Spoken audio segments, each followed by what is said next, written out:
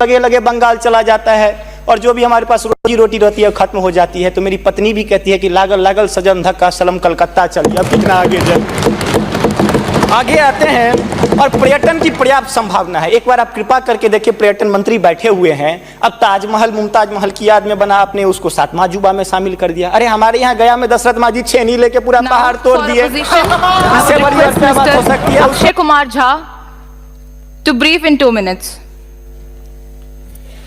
Thank you speaker ma'am. 2047 के विकसित भारत की परिकल्पना करते हुए हम पश्चिमी द्वार से बाहर निकल रहे थे। तभी पूर्वी द्वार में डॉक्टर APJ अब्दुल कलाम ने कहा कि अरे मेरे विकसित भारत 2020 की परिकल्पना को तो एनालिसिस करते जाओ। माननीय महोदय, मैं कहना चाहूँगा कि 2047 में विकसित भारत बाद में बना लीजिएगा, पहले APJ अब्दुल कलाम के सपनों का 2020 का भारत कहाँ गया उसको तो एक बार एनालिसिस कर लीजिए। और मैं मानता हूं कि उसके एनालिसिस के पश्चात जो आपके पास जो रिजल्ट आएगा, जो परिणाम आएगा, वो 2047 के विकसित भारत की परिकल्पना को पूर्ण करने में कहीं ना कहीं बेहतर साबित होगा। मैं उस क्षेत्र से आता हूं जो बिहार को 2 भाग में बांटती है, एक नॉर्थ बिहार, एक साउथ बिहार। हमारा मिथिला का रीजन 6 महीने बाढ़ के पानी से ग्रसित रहता है। जब मैं राज्य सरकार से पूछता हूं तो कहती है कि विदेश का मामला है भैया, नेपाल पानी छोड़ देता है, मैं क्या करूं, उधर से चना डैम बना देता है। अब तो राज्य में भी सरकार आपकी है, केंद्र में भी आपकी है, तो प्रभु कृपया कुछ तो मदद कीजिए।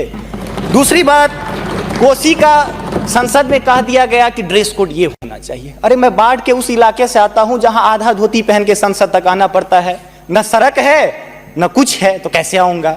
उसी क्षेत्र का एक नंगा बच्चा हमसे कहता है कि साहब मैं बाढ़ से ग्रसित हूं, और दक्षिण बिहार का एक बच्चा कहता है कि मैं सुखाड़ से ग्रसित हूं, मेरे पास पीने के लिए पानी नहीं है। बीच वाला एरिया कहता है मैं नरसंहार से परेशान हूं। तो बिहार की एक परिभाषा बनती है कि उत्तर में बाढ़ है, दक्षिण में सुखाड़ है, बाकी जो बचा नरसंहार है, यही बिहार है। अब मैं कहां जाऊं। तीसरी बात मैं आता हूं कि आपने तो राम जी को अयोध्या में लाकर स्थापित कर दिया, जरा उनके ससुराल मिथिला पर भी ध्यान दीजिए। माँ सीता कब कब अग्नि परीक्षा देगी, उनके पुत्र हम कब कब अग्नि परीक्षा देते रहेंगे, हम पर भी तो थोड़ा ध्यान दीजिए प्रभु। बाढ़ का पानी जब हमारे बिहार से निकलता है तो लगे लगे बंगाल चला जाता है और जो भी हमारे पास रोजी रोटी रहती है खत्म हो जाती है। तो मेरी पत्नी भी कहती है कि लागल लागल सजन धक्का सलम कलकत्ता चलिए। अब कितना आगे आते हैं और पर्यटन की पर्याप्त संभावना है। एक बार आप कृपा करके देखिए, पर्यटन मंत्री बैठे हुए हैं। अब ताजमहल मुमताज महल की याद में बना, आपने उसको 7वां अजूबा में शामिल कर दिया। अरे हमारे यहाँ गया में दशरथ मांझी छेनी लेके पूरा पहाड़ तोड़ दिए। इससे बड़ी और क्या बात हो सकती है। उसको पर्यटन के लिए रखिए।